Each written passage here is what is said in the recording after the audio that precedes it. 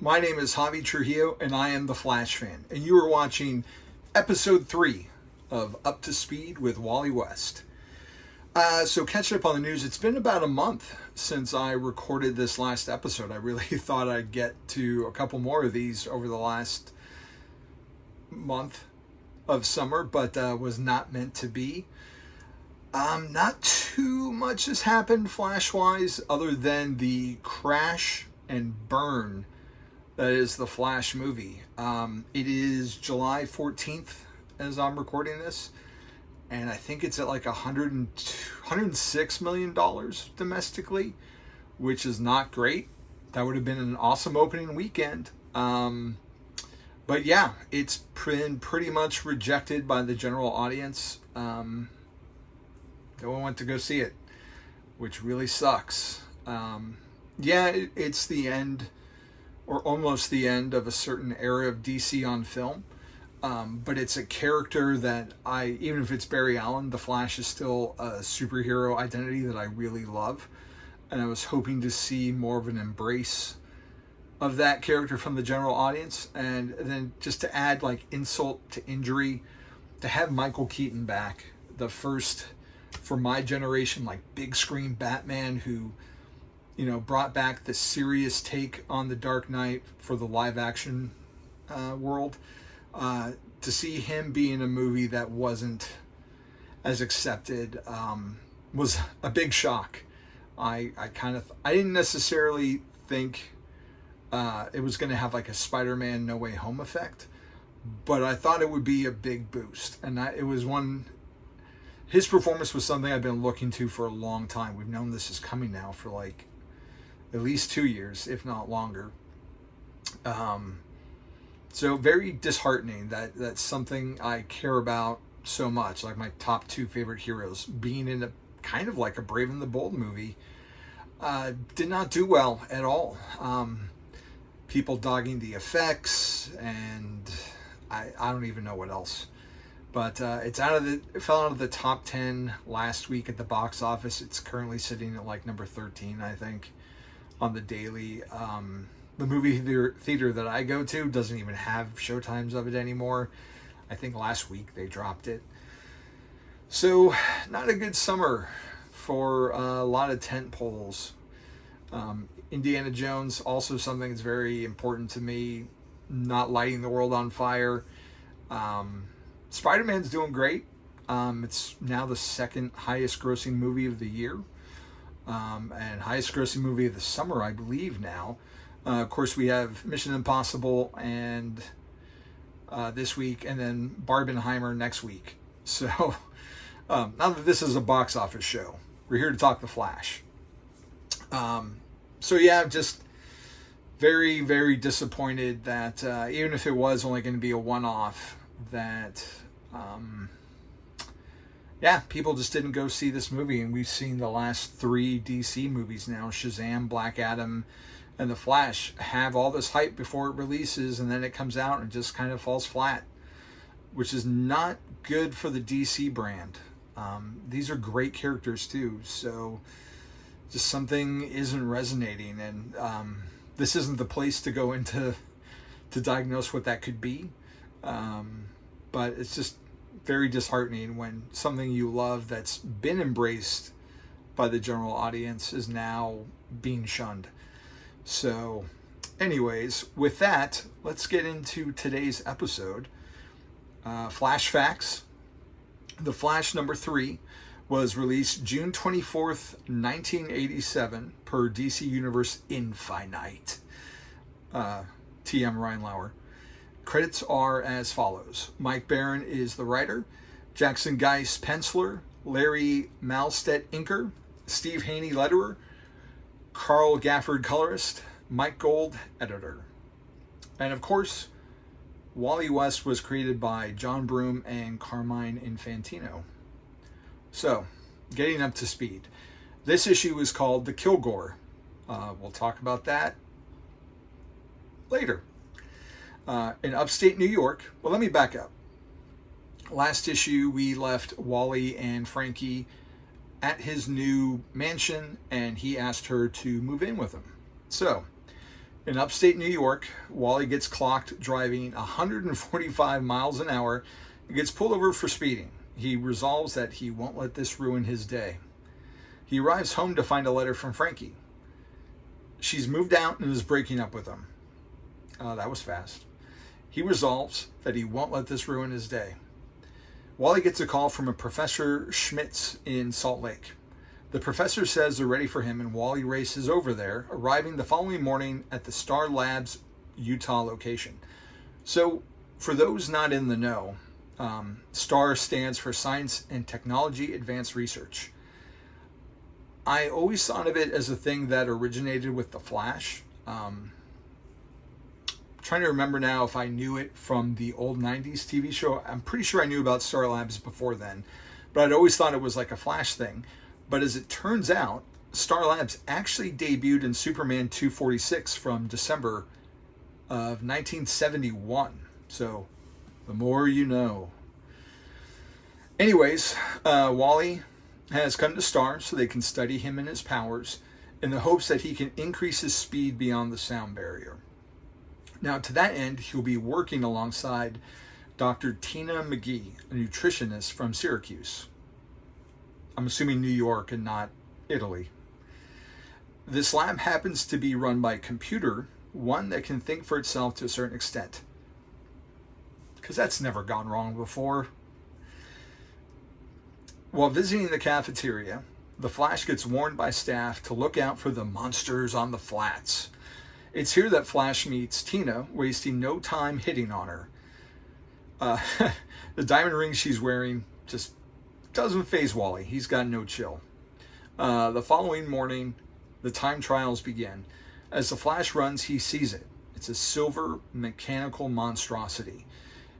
It plays a light on him, which using Flash to bring it into phase with this plane of existence.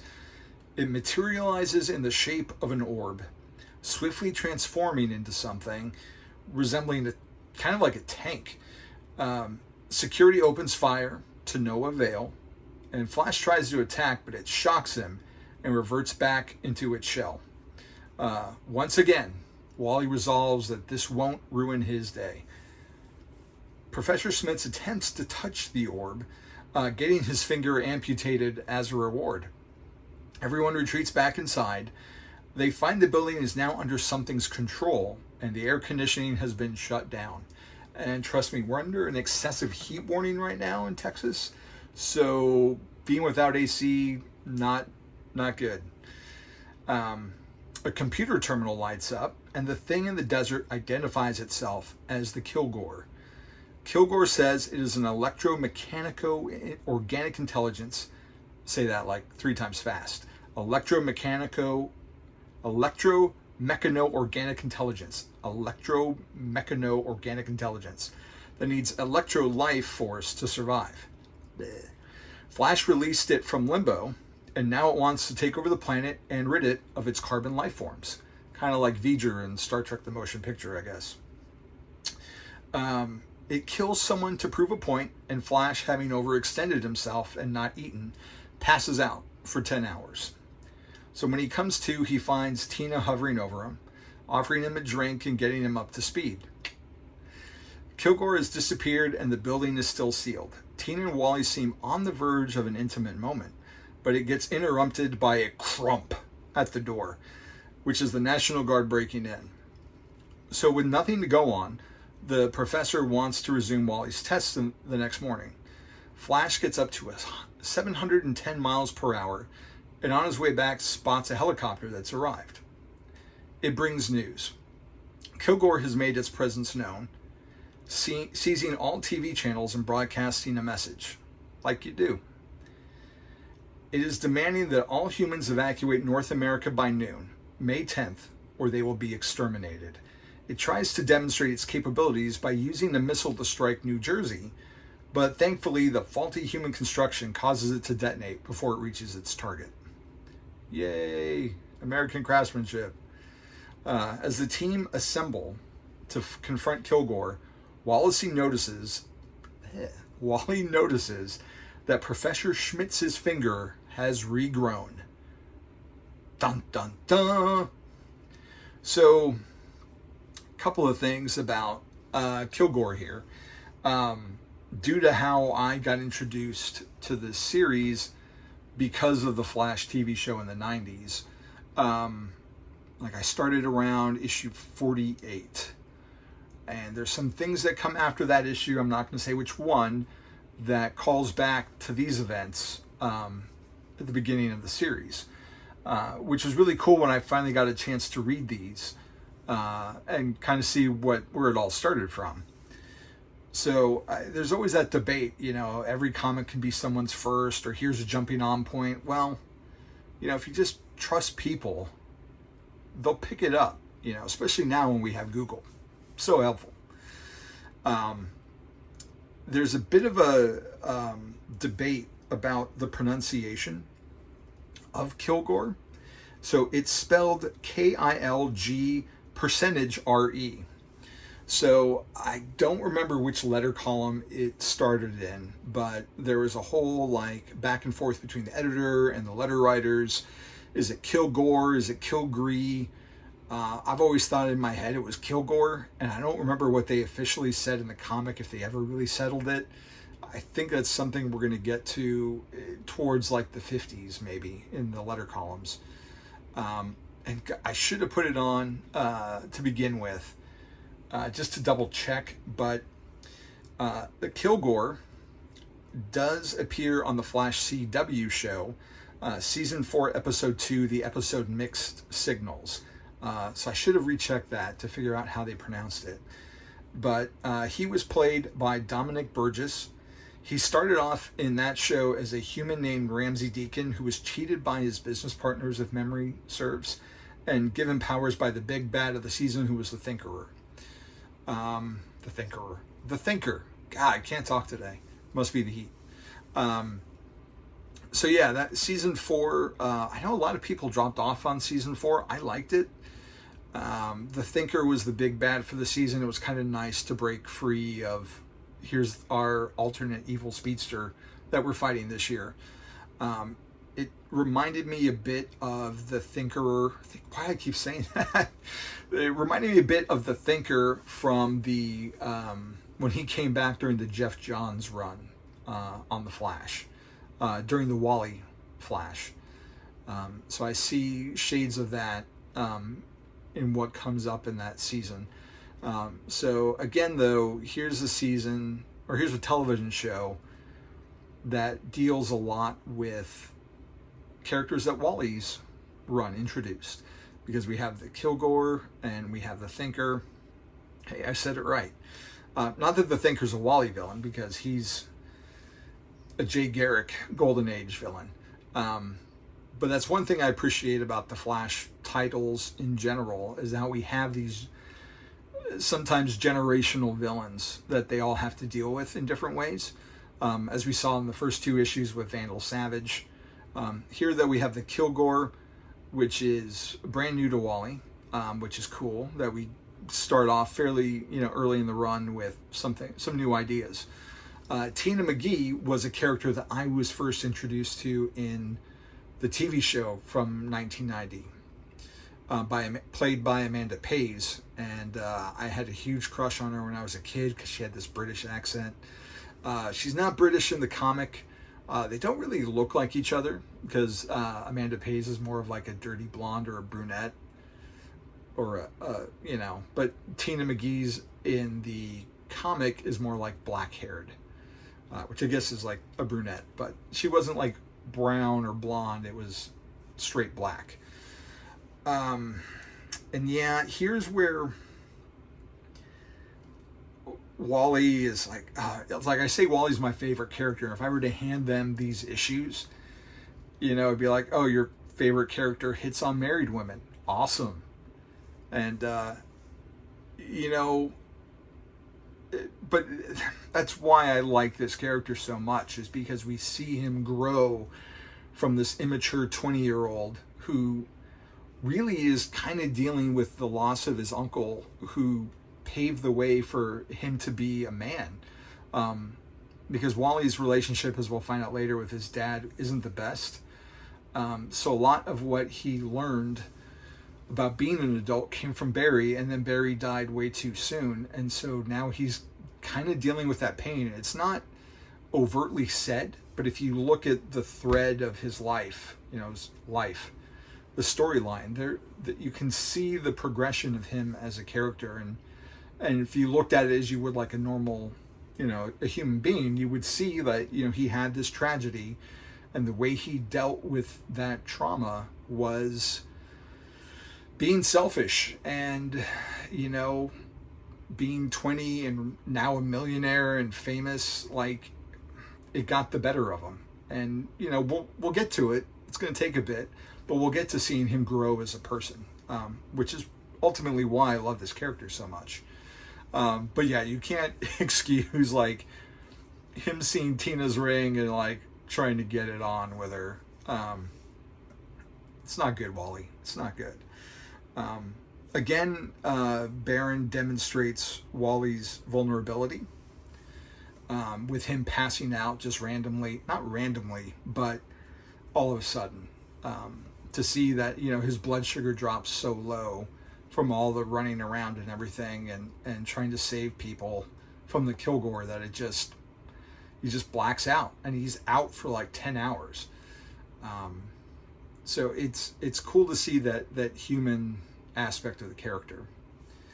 One of the things that I've forgotten to do, and granted this is the third issue, so not a lot has happened in terms of it, was talk about the letters page. So I actually read it this time. It still just very clearly says The Flash on it. It doesn't have a column title yet, but something very important happened in this letters page that I wanted to address. And editor's note in pink. It is appropriate that in these pages we take note of the passing of Gardner Fox. 46 years ago, Gardner created The Flash.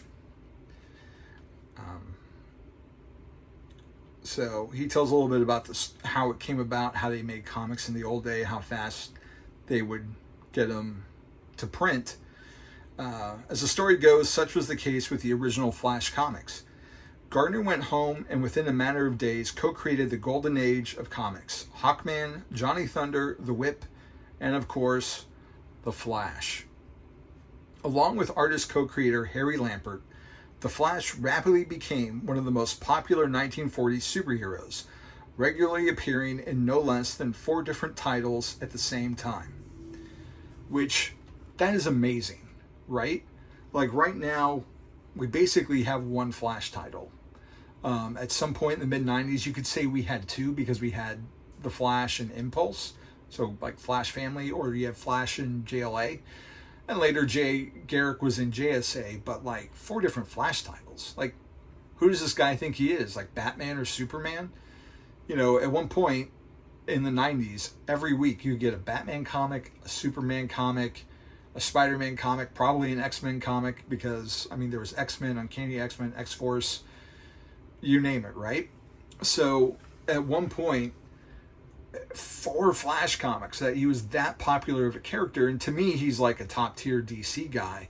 But if you look at, like we just talked about earlier, the movie, like clearly he doesn't resonate like he used to, or maybe people were just tired of seeing him every week on the TV for free and didn't want to spend money. I don't know. Anyways, back to the thing. Gardner also was the original writer of the first superstar super team, the Justice Society of the America. 20 years later, Gardner performed a similar duty in co-creating the so-called Silver Age of comics. Along with editor Julie Schwartz, he helped to create and launch the Justice League of America, the modern Hawkman, the modern Atom and Adam Strange. He also wrote the famous Flash of Two Worlds stories, which served as a center point of DC Comics continuity for more than 2 decades. And as we know now, that story is still reverberating today. We just saw it in the Flash movie with the whole multiverse thing. That cover is homaged constantly still. And here's another fact. The Comics Buyer's Guide estimates that Gardner wrote more than 4,200 comic book stories and 168 novels. Not comics, novels. His career took him to over a dozen comic publishers, but he did the majority of his work at DC. Gardner Fox wrote many of the adventures of all three incarnations of the Flash, Jay Garrick, Barry Allen, and Wally West. When he died on Christmas Eve, 1986, a significant portion of our history passed as well. Whereas he will be missed deeply, it is comforting to know that Gardner Fox's work always will be with us. And you know, that was from, what did we say, 1987 that this was published? So, and we're still talking about him and the characters that he helped create or co-create, which is an amazing thing. The imagination that he had. I mean, if you're watching this, it's affected you. So, there were a couple things in the letter column. Mostly it was talking about people's excitement for the first issue because it hadn't come out yet. Talked about how they saw Wally in Legends and how they liked what they were seeing. Someone pointed out about the costume. They didn't like it. How it was simple and boring, and even George Perez